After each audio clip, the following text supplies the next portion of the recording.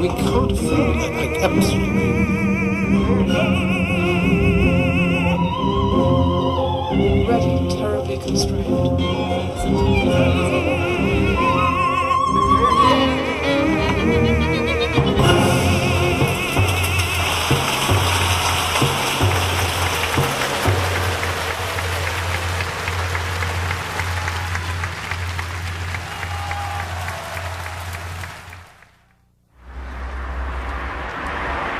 The General Director of the Royal Opera House, Covent Garden, is Jeremy Isaacs. He's hailed as a fierce defender of his patch. Terrific. Royal Opera House, Bow Street. You have to do Long Lane because the Borough High Street's up. Right, south of the river. You're Jeremy Isaacs, aren't you? No. Yes. I want to ask you something. If you've got a concert on like a Streisand concert that must cost as much to put on as a Pavarotti concert, then why is it that they can do it without any subsidy at all and still make money? I mean, the argument is that they are commercial, but Pavarotti is just as commercial. No, the fact is that you're absolutely right about the concerts, and no Pavarotti concert is ever subsidised, and he can sell 10,000 tickets at 75 quid a ticket and make a great deal of money. But when he sings at the Opera House, he sings in an opera. And in the opera, there are 100 people in the orchestra, 60, 70, 80 in the chorus. They all have to wear costumes. They're performing in sets. It takes a stage crew of 50 people to put the show on the stage. It's infinitely more expensive night in, night out. And only 2,000 people can get in because of the size of the house.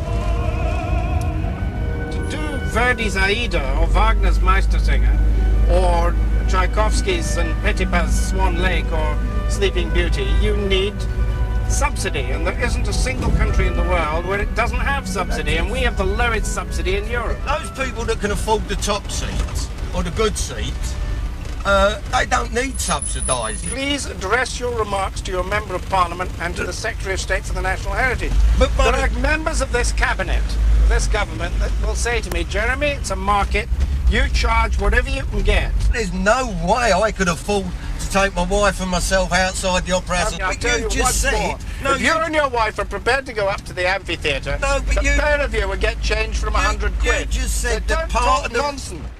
Critics do accuse the Royal Opera House of elitism and extravagance. It's true that the best seat for Pavarotti costs £267 and that there are nearly 1,000 people on the payroll. Yet, in an average year, it puts on 23 ballets and 21 operas, many of world class.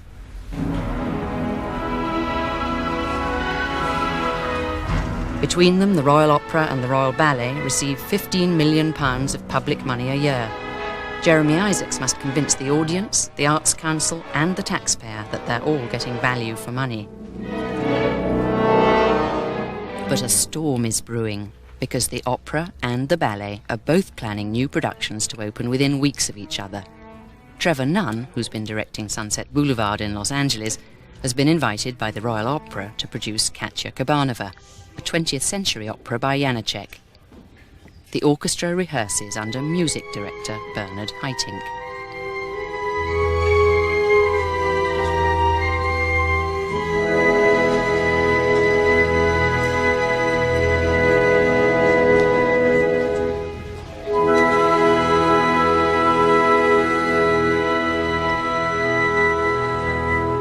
Don't make the note before the comma too short. I can't find it.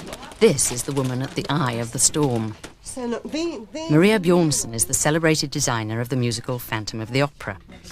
Now she is working on 2 big opera house productions at the same time. She has been asked to design both the opera Katya and her first ever ballet, the lavish new production of The Sleeping Beauty. Yes, exactly. And then this I'd quite like to be a shiny black, but it's actually quite reflective, and to mix velvet with a shine. The phantom haunting the opera house is all too familiar. A shortage of time and money. Both designs are already late and over budget. They're much better than this, isn't it? Yeah. We're in a sort of fluid situation because we're obviously bartering about how many costumes there are. I would have thought by the end of it there'll be somewhere between 300 and 400 or perhaps a bit more. I'm not really sure. Maria Bjornsson's dramatic and complex design for Katja Kabanova starts life as an elaborate model. Let's take that one out, give us a... Oh, if we could only do this in reality, it would be wonderful. With a model built precisely to scale, the technical director can gauge the difficulties he will face in building the real thing. Now, one problem we've got is obviously the horses and carts. How are we going to solve the noise problem? A lot of this cladding we put on here is going to be a latex, and underneath the metal floor, underneath the fiberglass, we're going to put a lot of felt and soundproof it as best as possible. When it does rain in the storm scene, there's two elements. There's the whole scaffolding structure that collapses. Horses, rain and collapsing scenery will cost £23,000. Trevor Nunn, still in Los Angeles, is determined not to lose any of them. Is this Trevor Nunn? Hello there, I have Nicholas Payne for you. But Nicholas Payne, director of the Royal Opera, has to reduce costs somehow. Hello, Trevor. It's a delicate negotiation. How are you? I sort of get the feeling from your letter that you're saying, whatever you do, don't lose the religious scaffolding structure and cross, but that the other identified savings, such as saving 10,000 quid on the structure of the stage floor and various other bits and pieces, you would be happy to go with. The question I'm asking on the scaffolding structure thing is whether you think it is worth Maria having a go at coming up with something on the cross structure, or redesign it. It's how we do so in a way that is A, convincing in the theatre, and B, doesn't cost an arm and a leg, isn't it? You know, 60,000 over budget rather than 120,000 over budget. It's quite, must seem a long way away from Sunset Boulevard, but okay, all the best. Nice to speak. Bye.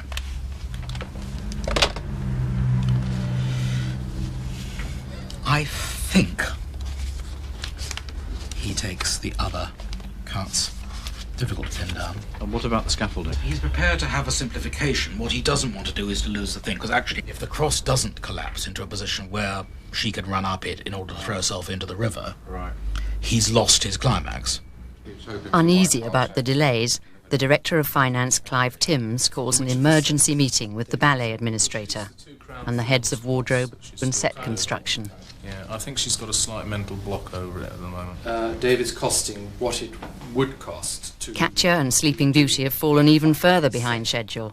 Maria Bjornsson, in charge of both designs, is under intense pressure. Now, how are we going to resolve the problem of your not having all the costume designs then? Because presumably we're running out of time. She was meant to be designing Sunday and Monday. Well, she had all the Monday off. And I spoke to her yesterday and said, oh, how did you get on? And she sort of left the room very quickly. I mean, she's under enormous pressure, and I feel, that if you start really pushing her, she'll burst into tears. I mean, she's really tired. I'm missing a set of set designs which are due to be painted next week, and she hasn't done them. What about the timetable for finishing? It'll get much tighter when Katja goes on stage, and we're wanting her for fittings for Beauty. And she'll have to be with Trevor Nunn for Katja, so that'll become very tricky. This is just one for... The Opera Board, like the Ballet Board, meets every 2 months. Jeremy Isaacs and Nicholas Payne have been called to account. Now, it is awkward dealing with Trevor Nunn, who's in Los Angeles doing Sunset Boulevard, but there are elements of his production which he's very keen to see preserved naturally, and I've said that if he absolutely has to, he can go, Nicholas can go over budget with my approval. It does annoy me, these grand people who you sign contracts with, and then in these terrible times in the arts, I mean, they really are bastards the way they play us about like this. Why? I mean, you don't kick them enough. Really annoy me. I think the problem with people like Mr. Nunn is that the amounts we pay him are peanuts compared to what he's earning elsewhere. Well, we've done quite a lot of kicking, and the Meistersinger has come in 15,000 under budget. the Katja will be over. Upstairs, one of the current stars, Darcy Bussell, begins rehearsing the title role of the Sleeping Beauty, coached by former star Antoinette Sibley. Because you see, that one's there, and then that one is up to the calf, definitely. Yeah. And let's see how it looks.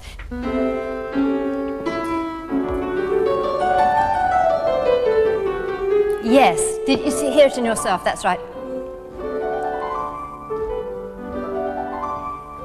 And turn the leg out when you get to the retire position. Yes! That's it. That's it. Yes. I always keep a seat for you. Here on the main board of the Royal Opera House is a cross-section of the British establishment.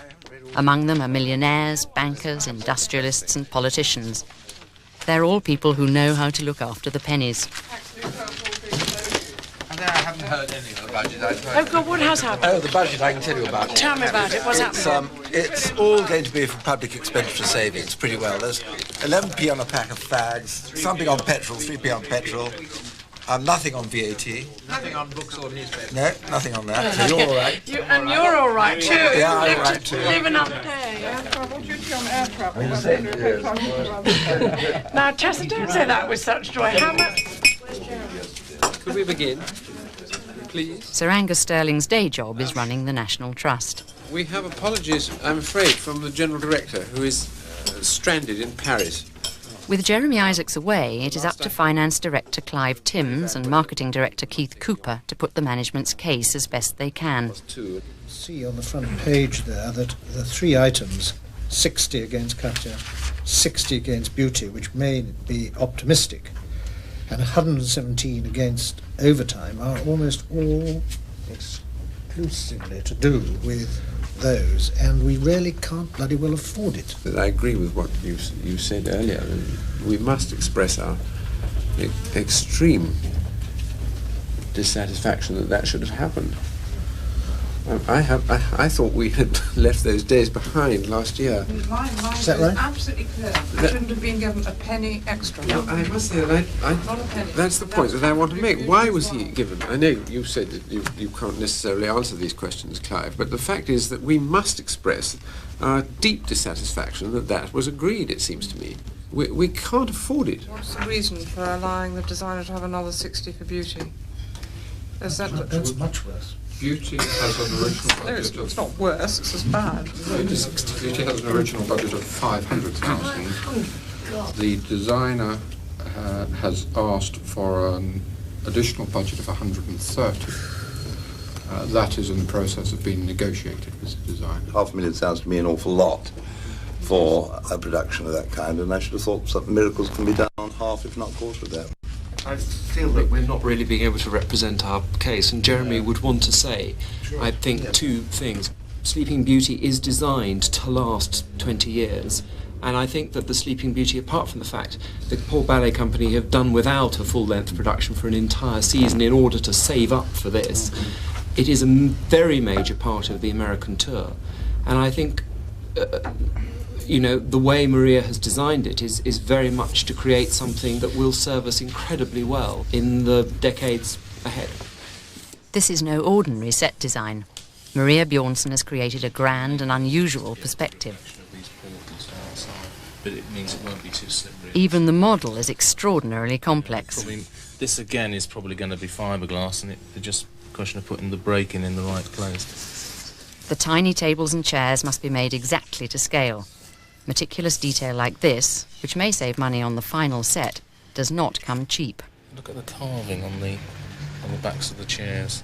It must have taken him weeks and weeks to do. 300 quid a week or whatever they get paid. It's you're only going to spend 3 or 4 weeks on it, and you hit the 4 figure. And obviously, when we come to build it in real life, there's a hell of a lot of work in there for us. The longer you start arguing about what you're going to cut and how much it's going to cost, the cost of what you've got left to do in the shorter time left to do it starts going up. So it's a very difficult situation at the moment. But what we don't want to do is destroy the look of the thing, and that could be easily done if you have to cut down too much.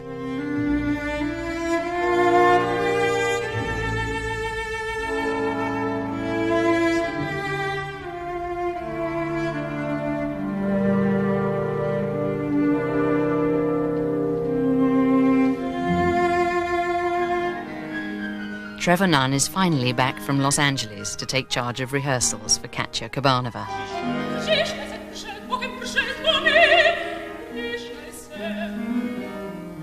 The opera tells of a passionate woman caught in a loveless marriage who commits adultery, is discovered, and eventually takes her own life. It is to be sung in the original Czech, and Katya herself is played by Elena Prokhina, a Russian star who speaks no English. We know that she's distraught and she can't bring herself to do it, but she's talking about it and she's threatening to do it. He says, what sin can she have committed, possibly? Yes. Yeah. All this and the presence of Kabanika and what he says forces her really to get on her knees. I think what it does is it means that this becomes the moment. It was going to happen anyway. Этот момент должен был. When first drops the storm that has been predicted.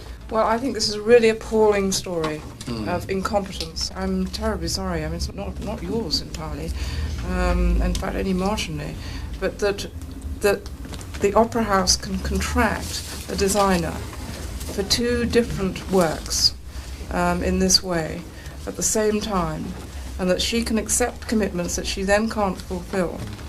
I think it is dreadful. And that what I particularly resent as chairman of the ballet board is that Trevor Nunn can reject the designs so that the opera gets, a better set of designs or one that the director happens to like more. And who suffers? The ballet does. We can't now do Daphnis and Chloe. I think this is really outrageous. And I've never in my time as chairman of the ballet board felt so angry about the way something has fallen. And I mean, Jeremy, I do think it's very, very unfair that the ballet should have to take the crunch for Trevor Nunn deciding that he doesn't like the designs that were done. He should have been told that he had to accept them. It's the opera who should pay for this. Absolutely. It's the opera who should find the money. The trouble about this from the financial point of view, Chairman, is if it were possible to find savings from either the ballet or the opera, they should have been found anyway. But the budget simply doesn't allow for this kind of thing. We have an accumulated deficit of over £2 million still. I mean, it is absolutely catastrophic, this, in my view. Absolutely catastrophic. Words fail me. I thought we had put this behind us, this kind of thing. I know the theatre works like this, but we are not in a position to incur this kind of overspend. Jeremy, I do wonder whether we can't look again at how we find the savings. I mean, the mistakes are now being made. After all, the ballet contracted Maria Johnson to do this work for us before the Royal Opera took her on. A year before. Yes, and I wish she'd got on with it a tiny bit earlier. But anyway, I mean, I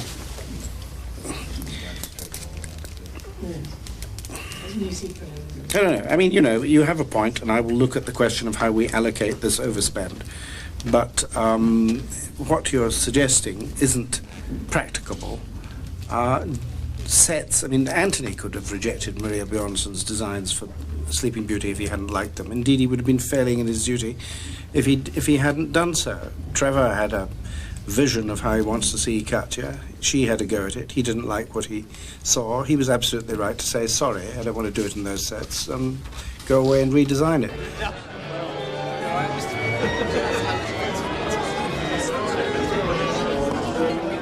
This is Nicholas Payne's first season as opera director.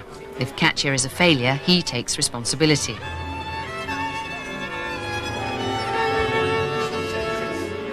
So far, not only has it gone over budget, but advanced ticket sales are disappointing. Let's go from here.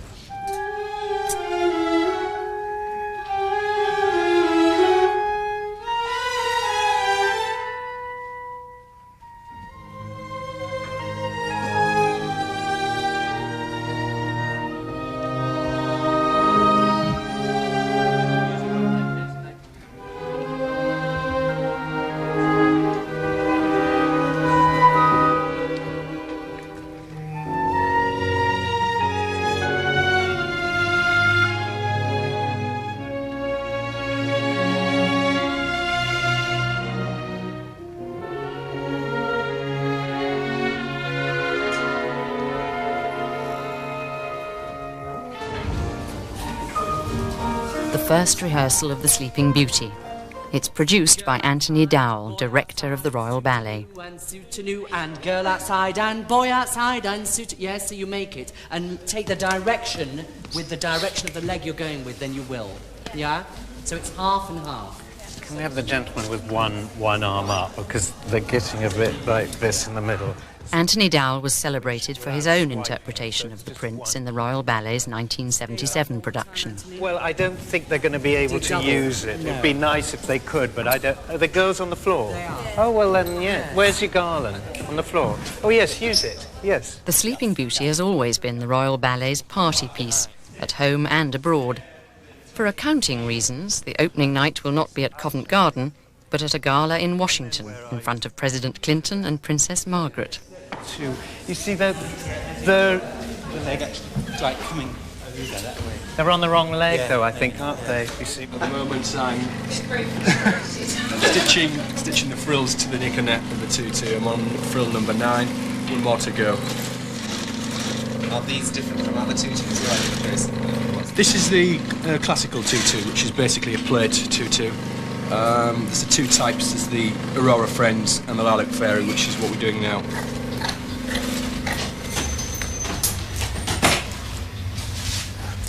It's Michael Scholar. He's the one to distribute them. They're from the RNCM. It's time for another opera board, a regular ordeal for Nicholas Payne. Again, Katya is top of the agenda. Tell me about the opera board. How powerful are they? Well, they don't have executive power. I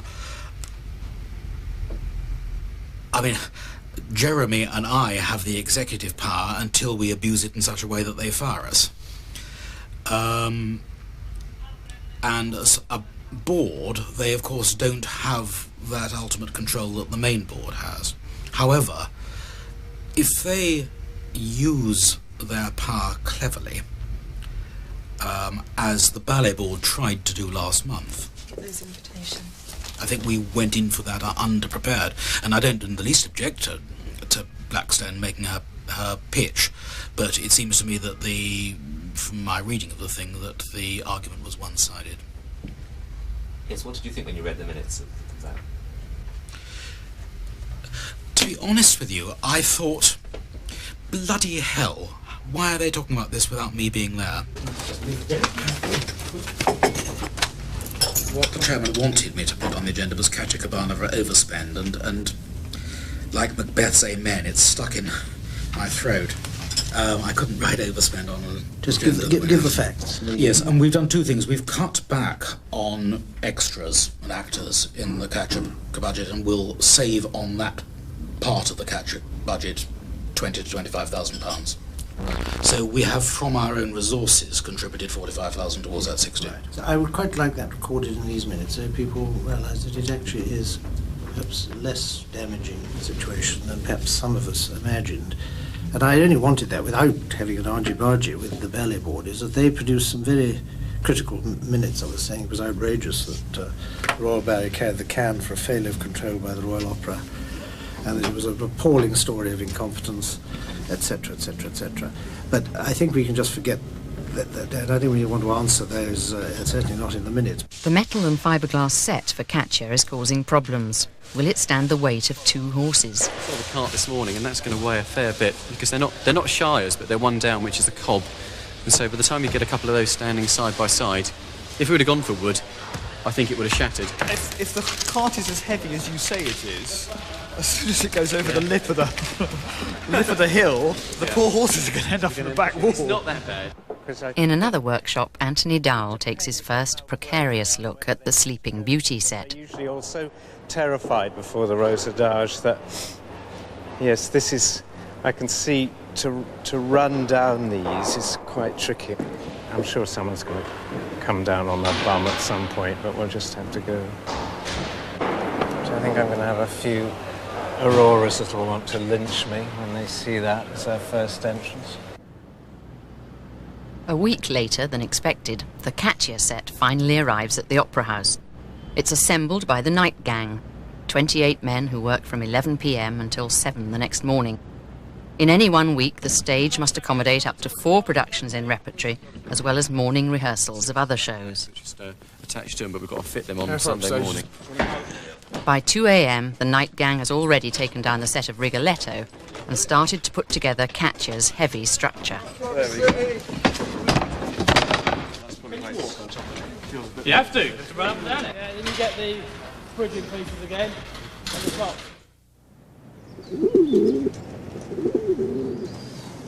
At 8 o'clock the next morning, the day crew arrives. Horrendous, isn't it? It's their first view of the set. You set in the middle and then work out. You're certainly further ahead than I thought you were going to be, so you've obviously had a good night. Yeah, no. I mean, Emerson's got to make it really on.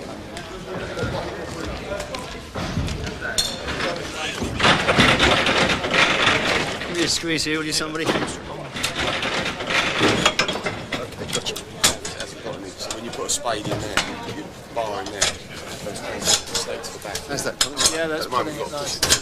Oh, yeah, I like it. It's big, it's good. It's what we like to see here. It's okay. But do you lot normally prefer things a little simpler? No, bigger the better we like them here. These are the heaviest things I've ever picked up in here. Big and horrible. We're trying to do something as heavy and bulky as this in the same sort of time as you would transferring over from a wooden canvas show. I think it'll look amazing when it's completed. Depends on Maria, really. She's very detailed. She wants everything exact. Well, she can drive you mad, really, but she's practical, which helps. I need really to see it in context. And I felt I really didn't have enough time to take all of that in. What I've found... What I've found... Look, and why is it white? We don't want white horses. We've never asked. I don't care. They're beautiful. Isn't that quite important that they're not white? I don't know. You don't. You're such a sentimentalist.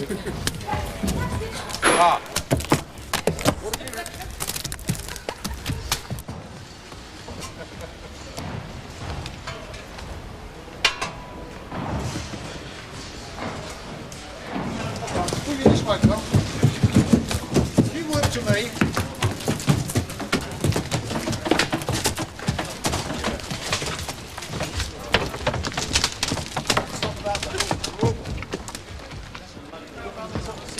Okay, yes, but positionally that's pretty much dead right, first time. I mean, we won't do better.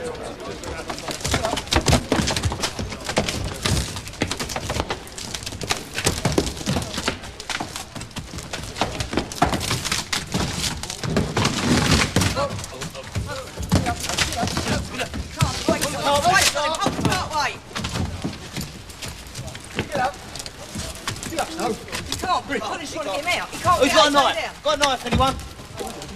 Knife? Knife? Yeah.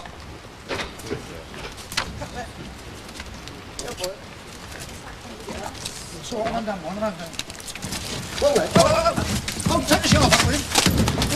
Good boy. Is that on the silver? On the silver? Yeah, it's on the silver. Right, nothing. All right. Also. Also. All right, boys. Come on, and that's right. Go. If you can... This back wheel's going to be this stuff as well. Yeah, that's right. Yeah, we can lift over, Randy. You've You've got to stop going round on the arc, haven't you? Yeah? Yeah, that's right. We need to go to this view. Yeah. Walk on. Walk on. Pull up. The horses were unharmed, but they were given the rest of the morning off.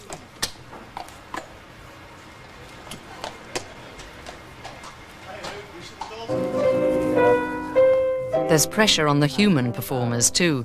Anthony Dowell feels the need for an extra rehearsal with Darcy Bustle. Let's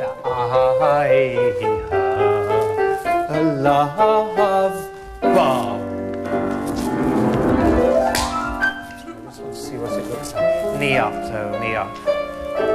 Gently, and slight as stop, 2, Her partner is Zoltan Solimosi. 4 and 1. No, it's all right, you went through it. And show it, and together. Walk other way.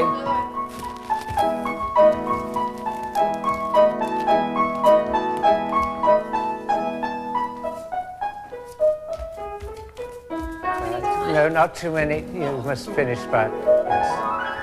Yes. Yes. Anthony, are you saying that the whole of the service spend results from labour cost and none of it from bulk or material? None of it from bulk and material? Yes, we are, basically.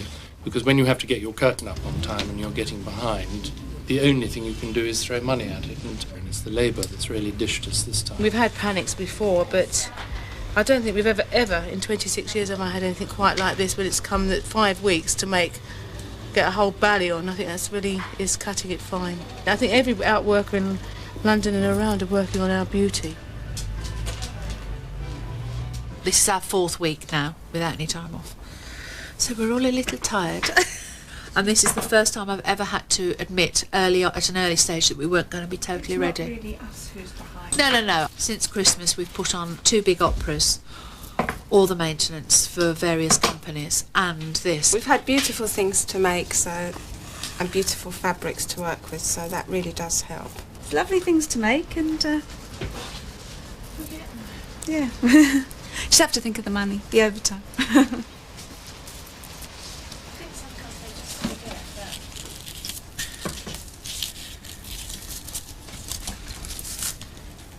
Get a better angle, because that'll give us about an extra... The stage crew alter the set to make it easier for the horses.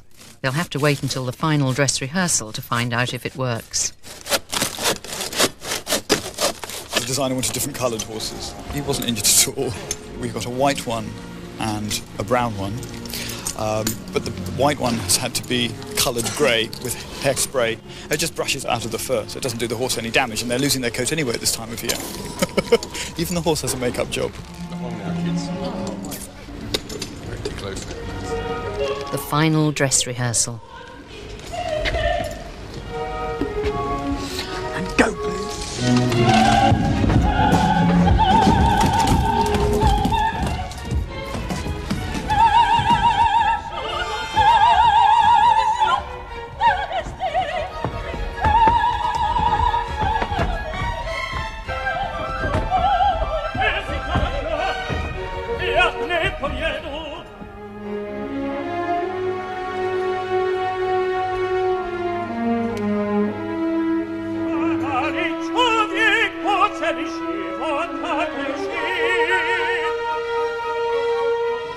And go.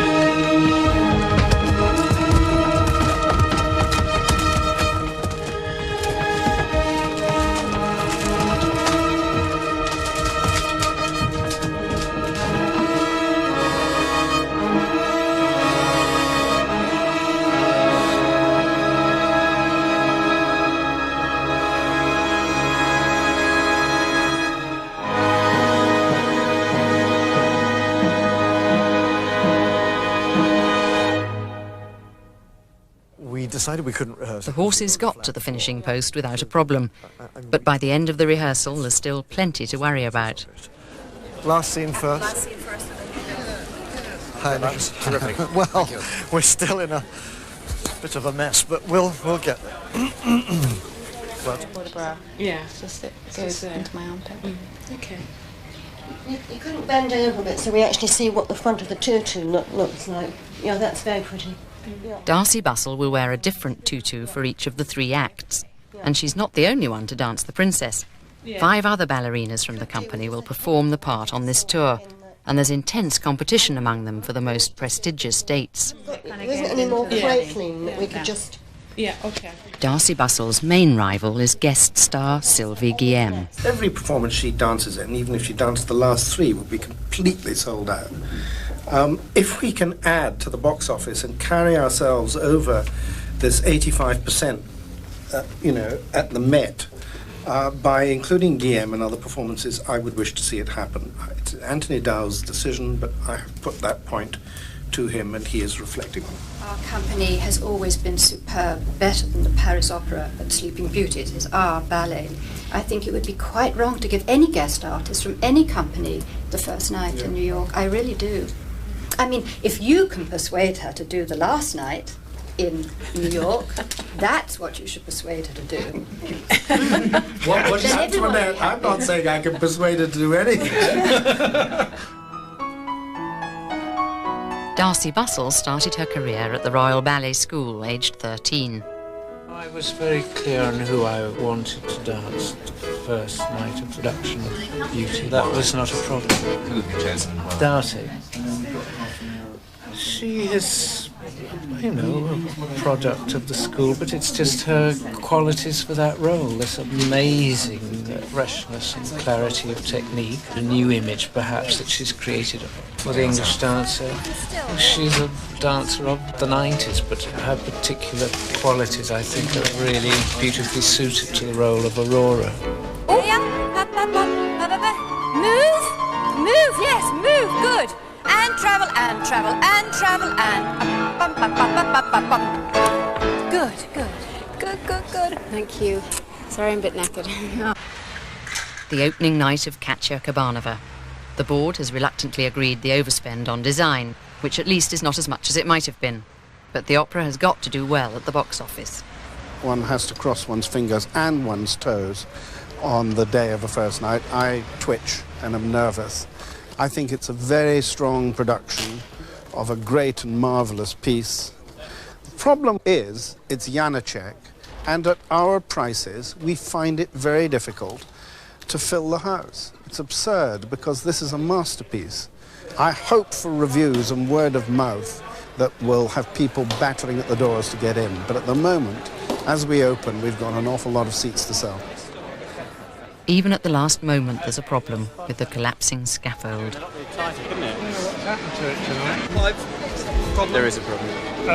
Slight problem, don't worry. No, I do worry, Jeff, because I want to get the shop, so if somebody told me, that was all. Give us 3 minutes, we'll sort it out. I think we may need to retension the wire on the drive. I don't know. Do you want to tension some more? Yeah. Right. I think. Should do. I'm happy with that, Clive. It's all right. Okay, good. Okay, Jim? Yeah, Mike. Go up now. It's all right.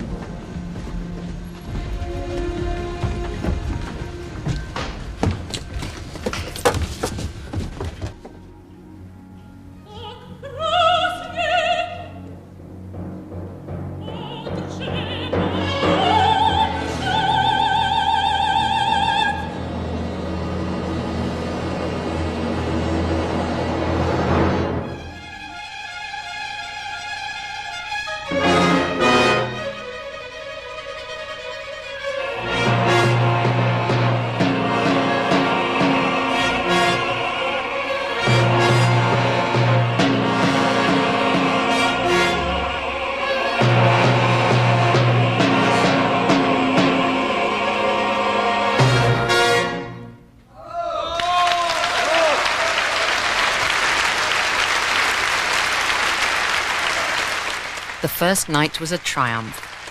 On the whole, the critics loved it. Nevertheless, over a run of 7 performances, ticket sales still proved disappointing. Even so, the Opera House ended that financial year with a small surplus.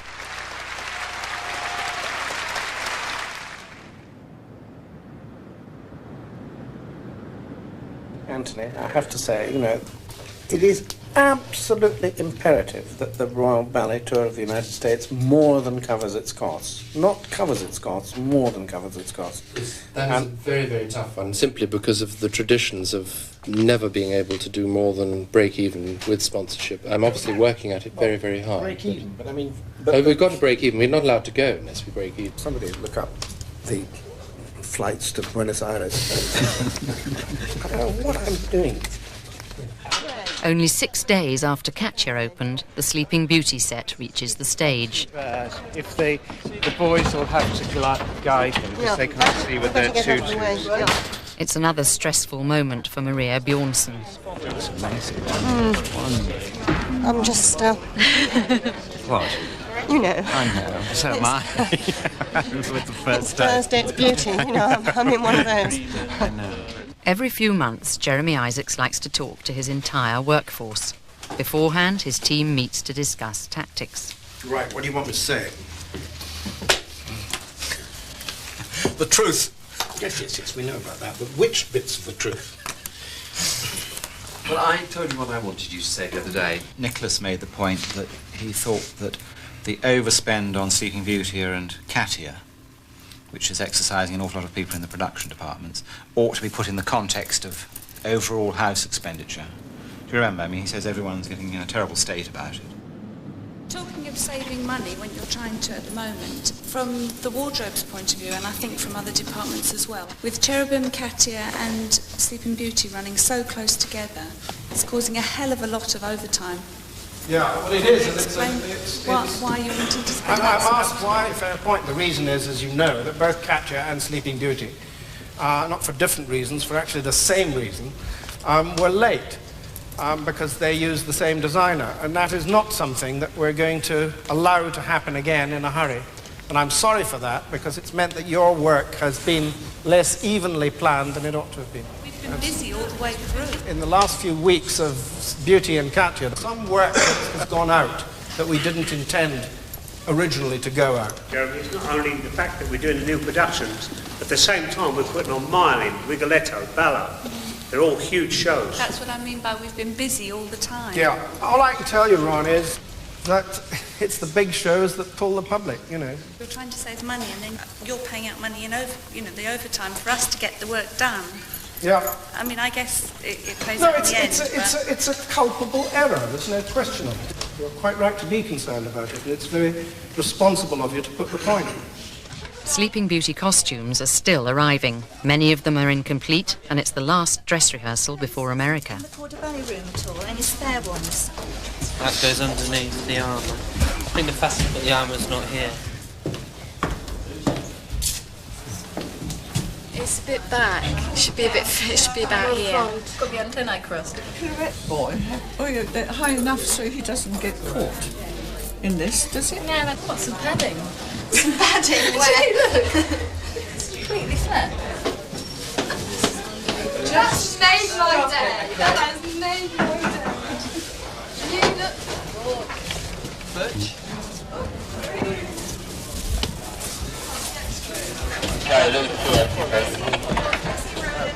We're going to need some light up stage, please. All court ladies and gentlemen, can you come in? That you try and do the call as you move on.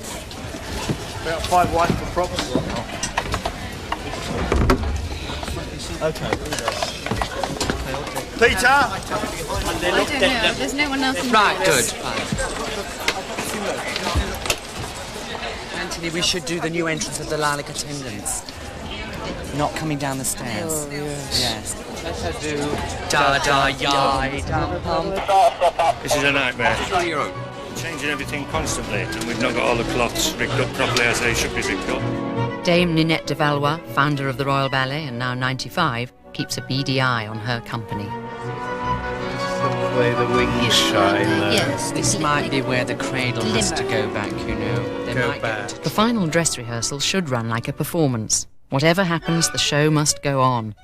No one knows this better than Darcy Bustle, the star of the all-important Washington premiere. But the special shiny floor is proving difficult to dance on. She does a lunge as you take that. She does a I won't tell her again.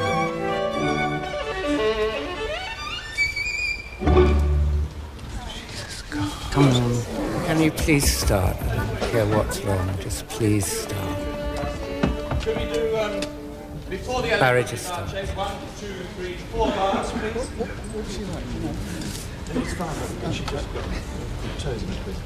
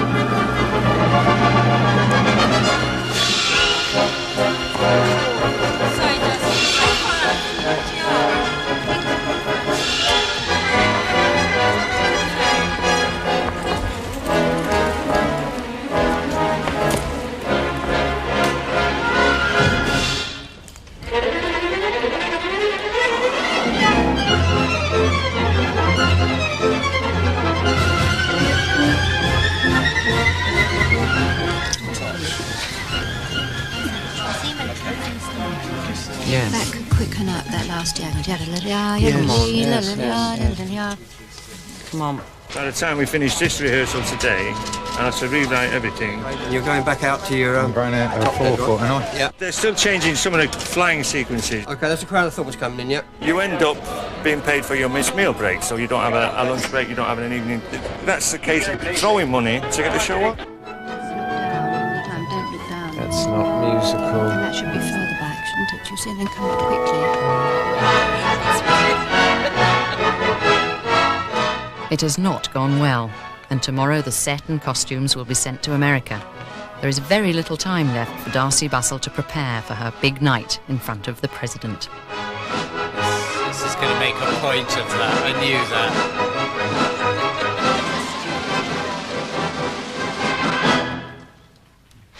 Go. Come on. Okay, Barry, when you're ready. Yeah. Just start, please. I don't know. And this is going to be fun. This is what we tour when we go out. We're jumping on. 3 nights here, 2 nights... I don't know. I hope they're good, the Americans. Okay, we'll